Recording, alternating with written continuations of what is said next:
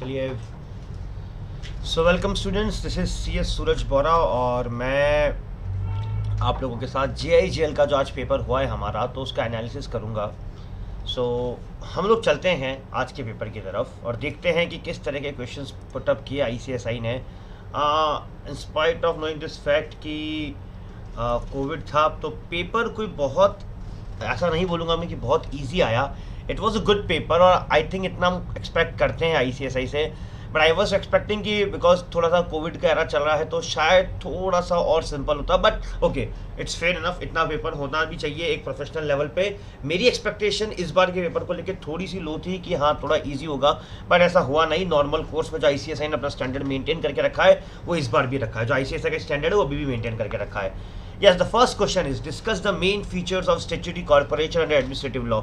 थोड़ा सा घुमा के पूछा है यहाँ पे इन्होंने। स्टैट्यूटरी कॉर्पोरेशन कोई बहुत बड़ा कॉन्सेप्ट नहीं है, ये बेसिकली पब्लिक कॉर्पोरेशंस की पूछ रहा है यहाँ पे बात आपसे।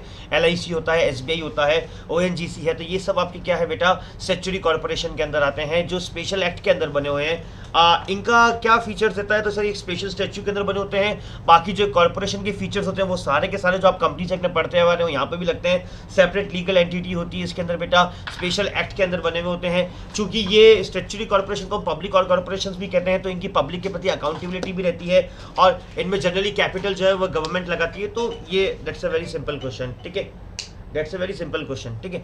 Now second concept is Vijayan accused committed offense of dacoity in 2015. At the time, dacoity was punishable with imprisonment of 10 years. In 2016, during his trial, a law was passed which made dacoity punishable with a life imprisonment. Which penalty be applicable? Discuss the answer with reference to Article 21. 20 with in the brackets 1, मैं 21 नहीं बोल रहा हूँ, of the Indian constitution. तो basically ये क्या point है, ये एक्स पोस्ट फैक्टो लॉ का है। हमारे DD का जो अमृतवाणी बुक है उसके अंदर ये एग्जैक्टली ये क्वेश्चन डिस्कस हो रखा है एक एग्जाम्पल की फॉर्म में, और इसका आंसर है ये इंक्रीज नहीं हो सकता है। ये एक्स पोस्ट फैक्टो लॉ के ऊपर बेस्ड क्वेश्चन है, हमने इसे बहुत अच्छे से डिटेल में डिस्कस कर रखा है और ये एग्जाम्पल है। मैं आप लोगों को एक बात और कहना चाहूँगा कि DD का जो अमृतवाणी का जो DD इंस्टीट्यूट हमारा है, इसका जो अमृतवाणी जो स्टडी मैट आपको प्रोवाइड कराया जाता है, that is more than enough. उसमें से भी काफी क्वेश्चंस आपके बैठ चुके हैं इस एग्जाम के अंदर। Now the third question is very direct one कि सर आपके सोर्सेज ऑफ लॉ से पूछा गया है कि natural law says that certain rights are inherent by virtue of human nature and can be understood universally throughout the human reason. तो basically आपसे natural school के ऊपर यहाँ पे कमेंट करने को बोला गया है, नेचुरल लॉ के ऊपर। तो हमने नेचुरल स्कूल्स के ऊपर छोटे छोटे नोट्स बनाए थे, वो आपको यहाँ पे लिखने हैं और कुछ भी यहाँ पे नहीं लिखने का था। What is mean by tribunal, explain object of tribunal. Again एक अमृतवाणी से डायरेक्ट क्वेश्चन उठ के आता है, ट्रिब्यूनल क्या है और ऑब्जेक्टिव क्या है ट्रिब्यूनल के। तो हम सब लोगों ने ट्रिब्यूनल के ऑब्जेक्टिव हम जानते हैं, और इवन ये तो कंपनी एक्ट का भी टॉपिक है कि ट्रिब्यूनल्स क्यों बनाई गई थी। हाई कोर्ट्स के पास बहुत ज्यादा केसेस होने लगे थे, स्पेशलाइज्ड मैटर्स के लिए हम ट्रिब्यूनल्स का उनको बनाया गया था। इनका ऑब्जेक्टिव क्या था, स्पीडी तरीके से, फास्ट तरीके से मैटर्स को डिस्पोज ऑफ किया जाए, एंड डिफरेंट डायरेक्ट क्वेश्चन है, कोई बहुत ऐसा नहीं था कि आपको उलझाए ये question. Now the second point is whether in the case of consent and compromise decree in between parties principle of res judicata shall apply. Again a question of res judicata। मैंने आपको आपके जो important concepts लिखवाए थे अभी तक के, उसमें ये कॉन्सेप्ट था कि रेस जुडिकाटा आप लोग पढ़ के जाइएगा, उसमें से क्वेश्चन आने का पूरा चांस बनता है और आ भी गया। देख लीजिए एग्जाम में थोड़ा घुमा के पूछा अगेन ICSI ने पूछा कि कंसेंट और कॉम्प्रोमाइज डिक्री जो होती है पार्टीज के बीच में, तो वहां पे रेस जुडिका अप्लाई होगा। तो सिंपल सा आंसर इसका res judicata will not apply, because हम रेस जुडिकाटा की जब हमारी अमृतवाणी बुक है उसके अंदर हमने देखा है कि what are the essential conditions for a res judicata. तो वहां पे आप देखेंगे कोर्ट उस मैटर को डिसाइड कर चुका हो, और कंसेंट और कॉम्प्रोमाइज डिक्री जो होती है बेटा, ये कहीं से भी ये नहीं माना जाता है कि कोर्ट ने मैटर को डिसाइड कर दिया है। नो, कोर्ट ने अपना एडजुडिकेशन नहीं किया होता है, कोर्ट ने मैटर को डिसाइड नहीं किया होता है, तो यहाँ पे रेस जुडिकाटा अप्लाई नहीं होएगा।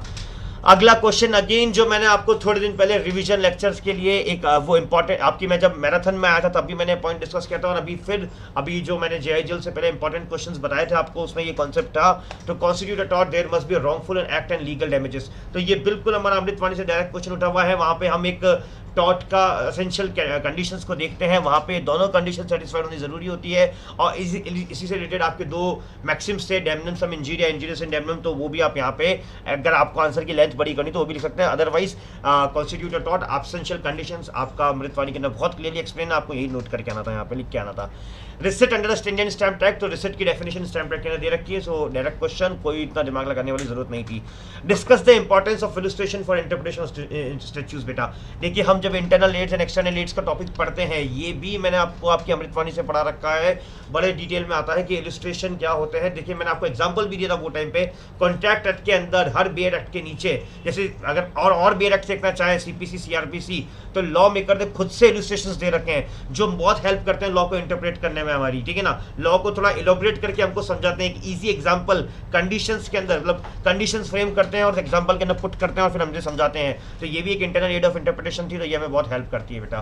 तो ये तो हो आपका फर्स्ट पेज क्वेश्चन का। सेकंड तरफ पढ़ते हैं हम, सेकंड पेज की तरफ।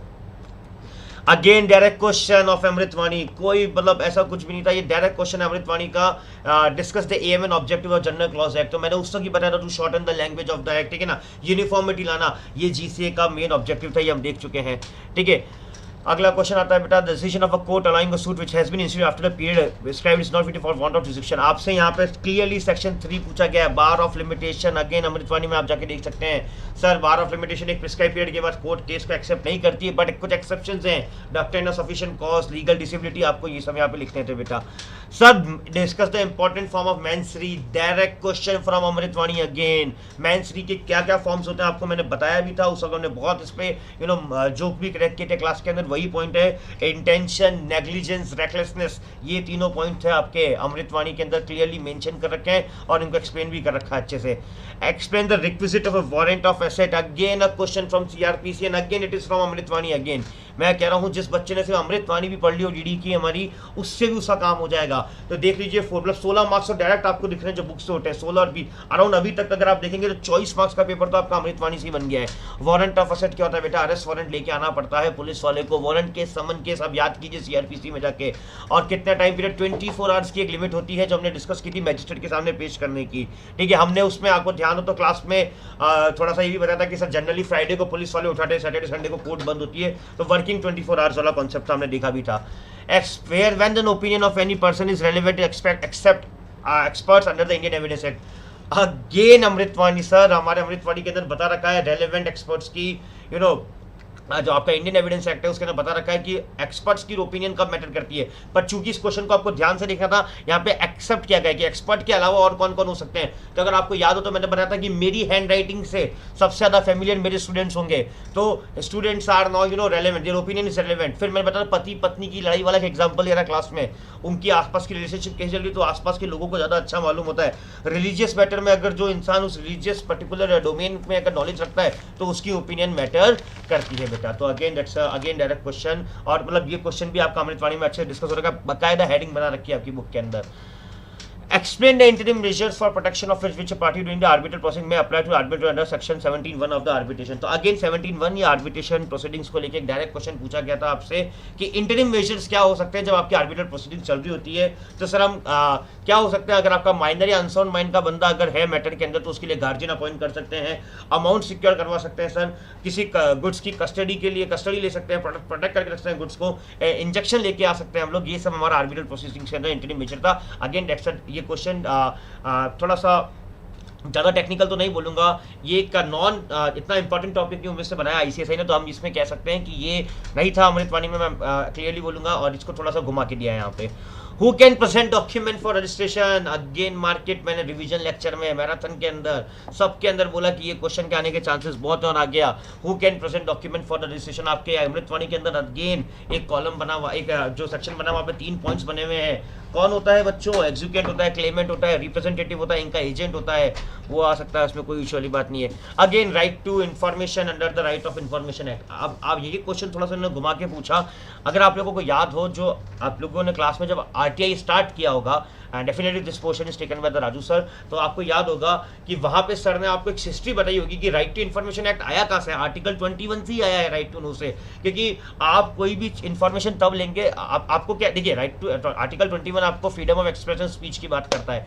तो फ्रीडम ऑफ एक्सप्रेशन स्पीच आप कब करेंगे, जब आपके पास इन्फॉर्मेशन का इनपुट होगा, और इन्फॉर्मेशन का इनपुट आपके पास कहाँ से होगा, जब आपको इन्फॉर्मेशन मिलेगी, और इन्फॉर्मेशन कहाँ से मिलती है, आपको आरटीआई एक्ट के हिसाब से मिलती है बेटा। तो दैट्स अगेन क्वेश्चन जो थोड़ा सा घुमाया आईसीएसआई ने, बट मैं ये बोलूँगा जिस बच्चे ने क्लासेस को ढंग से अटेंड किया है उसका काम इसमें हो जाएगा।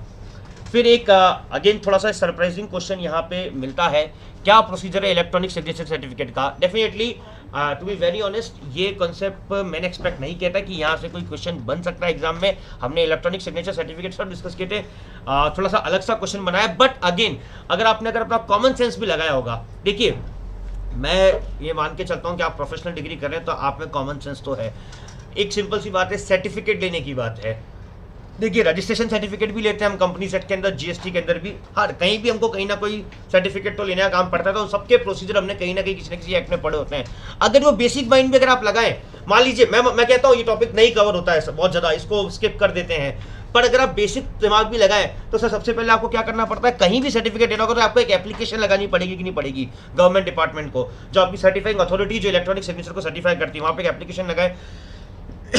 एप्लीकेशन के बाद आपको फीस पे करनी पड़ेगी नहीं पड़ेगी, बेटा ये प्रोसीजर आपने कंपनी सेक्ट में ही पढ़ा होगा, जीएसटी में ही पढ़ा होगा, यहाँ लिख देते। अगर कॉमन सेंस होता आई कैन एक्सपेक्ट ये क्वेश्चन, मैं ये बात से सहमत हूँ कि ये क्वेश्चन डायरेक्टली हमने डिस्कस नहीं करा होगा कहीं और इतना इंपॉर्टेंट भी नहीं है, I am totally agree with you people, but अगर आप कॉमन सेंस लगाओ यहाँ पे तो उससे भी इसका आंसर निकलता है यार। अगर हमको सर्टिफिकेट लेना है या हमको कोई, देखिए रजिस्ट्रेशन सर्टिफिकेट हो या कोई भी सर्टिफिकेट हो तो हमको एप्लीकेशन लगानी पड़ती है, फीस पे करनी पड़ती है, कुछ प्रोफेशनल्स के स्टेटमेंट लगाने पड़ते हैं, उसके बाद वो जो अथॉरिटी है वो उसको क्या करेगी बेटा, वो उसको प्रॉपर तरीके से चेक करेगी, ठीक है ना, इंक्वायरी करेगी एंड देन फाइनली आपको सर्टिफिकेट इशू करेगी। तो आप ये 4 स्टेप में इसका आंसर दे सकते थे।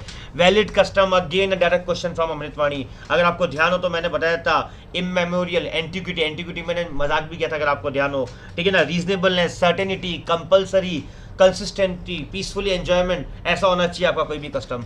सर अगला डायरेक्ट क्वेश्चन आ गया डॉक्ट्रिन ऑफ सेवरेबिलिटी, ये सबको मालूम है, आप लोगों को सिंपल से ध्यान रखना है सर, आपको डॉक्ट्रिन ऑफ सेवरेबिलिटी को यहाँ पे ध्यान रखना है, ठीक है।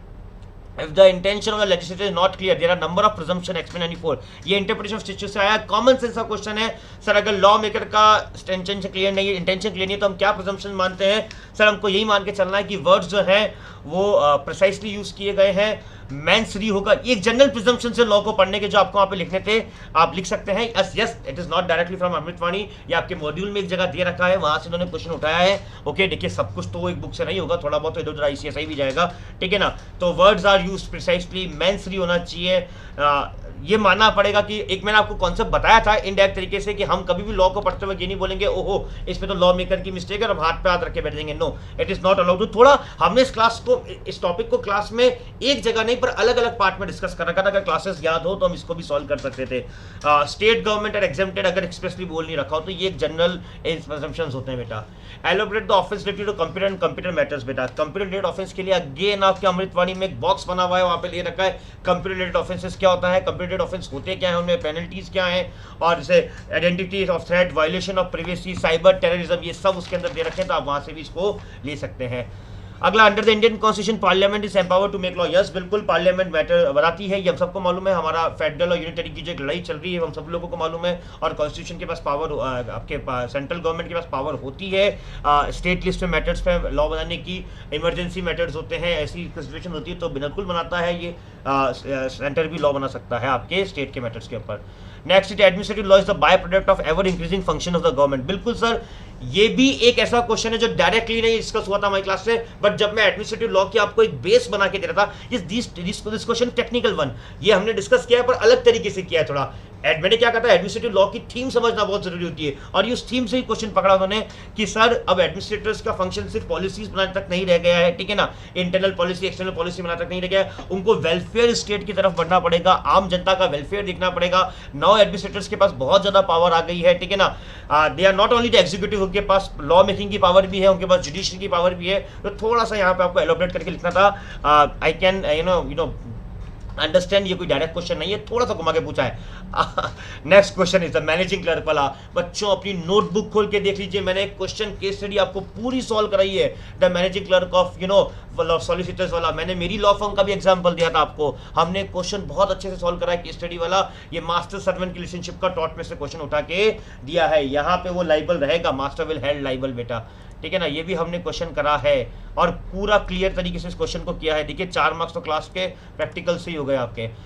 Sir acknowledgement, again direct question from your Amritvani कि इफेक्ट ऑफ एक्नॉलेजमेंट कैसा रहता है, within the time period कर देते तो क्या इंपैक्ट आता है, new fresh fresh limitation period मिलता है, ये सब। टेम्परेरी इंजेक्शन अगेन बेटा ये भी सीबीसी में देखा है, टेम्परेरी परमानेंट परफ्यूचर इंजेक्शन, हमने इसकी पूरी बात करी कि आपको सिंपल सा लिख के आना था, यहाँ पे भी कोई इतना। क्रिमिनल ब्रीच ऑफ ट्रस्ट मैंने आप उठा के देख लीजिए बेटा, क्रिमिनल ब्रीच ऑफ ट्रस्ट मैंने आपको आपके इंपॉर्टेंट के अंदर क्लास के अंदर ही बोला था कि criminal breach of trust versus criminal misappropriation of property में से क्वेश्चन बन सकता है। क्रिमिनल ब्रीच ऑफ ट्रस्ट क्या था हम सब लोगों को मालूम है, इंटरेस्टेड वाला पॉइंट मैंने आपको क्लास में भी बताया था। यहाँ पे आप जस्ट ब्रीच कर रहे हो किसी का, अगेन अमृतवाणी में इसको भी एसेंशियल कंडीशंस बिल्कुल ये एसेंशियल इंग्रेडिएंट्स बता रखी है क्रिमिनल ब्रीच ऑफ ट्रस्ट की, आपके अमृतवाणी में आप बिल्कुल देख सकते हैं, सेम वही लिखनी है। Sir discuss the power to issue order in urgent case of nuisance and apprehended danger section 144। अगर आपको ध्यान हो तो मैंने 144 को आपको अलग से लिखवाया था आपके अमृतवाणी के अंदर ही बेटा, वहीं से क्वेश्चन आता है कि अगर कोई न्यूसेंस होती है, मैजिस्ट्रेट को लगता है इस न्यूसेंस को कंट्रोल करना जरूरी है, तो उस केस के अंदर वो क्या कर सकता है और इस तरह के ऑर्डर्स पास कर सकता है। और थोड़ा सा मैंने 2-3 पॉइंट्स लिखवाए थे, डायरेक्ट में था।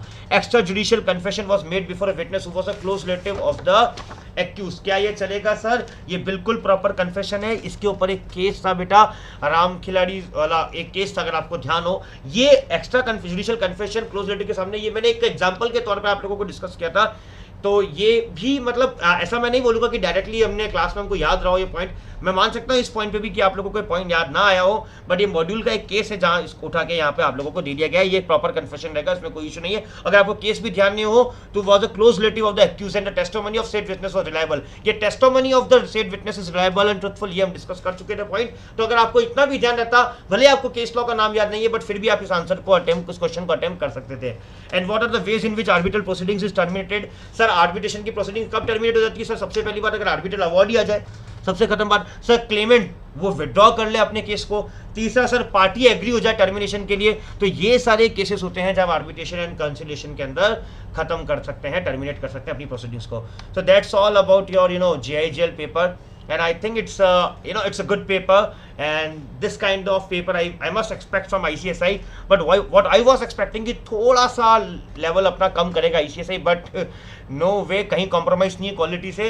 And one thing I want to discuss with you people that कि मैंने एक कंक्लूजन निकाला इस पेपर का, around 50 to 60% question is from Amritvani, 10 to 15 marks paper is from our class discussions and your numericals and all that। तो मैं ऐसा कह सकता हूँ, देखिए 80% पेपर तो हम लोगों की क्लासेस में से और मॉड्यूल ये आपका जो अमृतवाणी यहीं से ही कवर हो जाता है।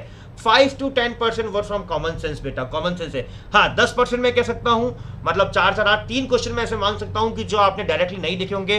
देखिए बहुत बड़ा कोर्स होता है, ऊपर नीचे हो सकता है एक आधा पॉइंट, तो वो मैं आउट ऑफ ऐसा तो नहीं बोलूंगा आउट ऑफ प्रिपरेशन है, वो भी कॉमन सेंस अगर लगाते तो अटेम्प्ट तो कर सकते हो। देखिए डायरेक्ट 100 मार्क्स में से 100 मार्क्स का पेपर तो पूरा सही नहीं हो पाता है, थोड़ा बहुत तो कुछ ना कुछ छूट ही जाता है। Okay, so that is all about the analysis of the JIGL. It was a good paper and I expect so many exemptions from my batch. Okay बच्चों, bye, best of luck for your next exam.